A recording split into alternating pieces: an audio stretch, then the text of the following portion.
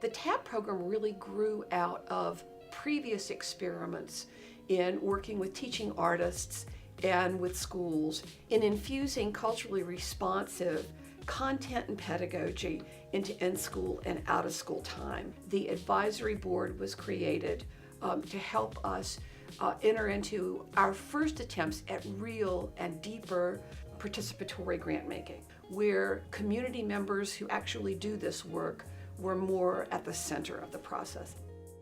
Month by month, year by year, we experienced growth and transformation in terms of trying to keep ourselves rooted in what transformative arts process meant to each and every one of us.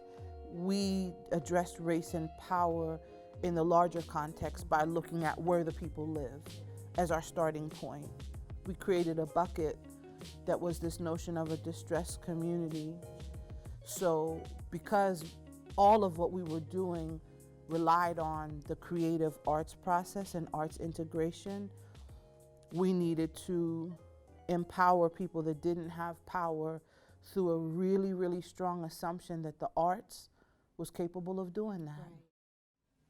When the grantees and participants had the chance to design criteria, then they knew how to design a criteria that would open the door for those who they felt really did this work with integrity.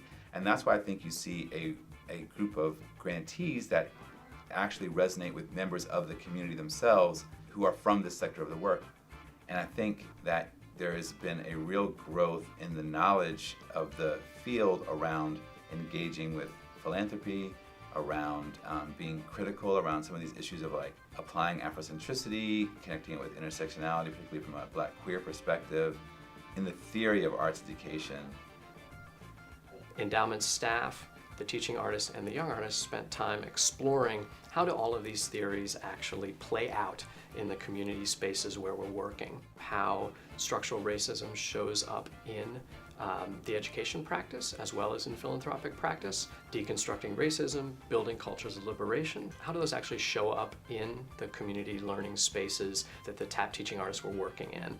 The Heinz Endowments learned, and I was also learning, that a lot of patience and diligence is required, and also having a long view of what success means for something like professional development in a historically under-resourced field.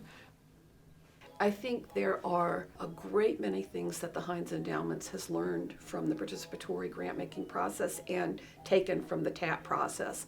Most of them have been really rewarding. A lot of them have been learning moments that have been a little painful to navigate over time, but all of that has added up to a really great experience for us. I think the key learning is that process matters. Mm-hmm.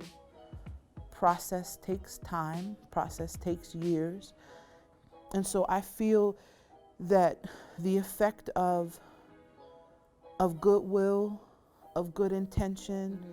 the power of advocacy, the power of people working together mm-hmm. is going to be something that is archived in the Arts and Culture Memory Bank. Mm-hmm. I think that it became a professional development program that was actually pretty collaborative and pretty voluntary.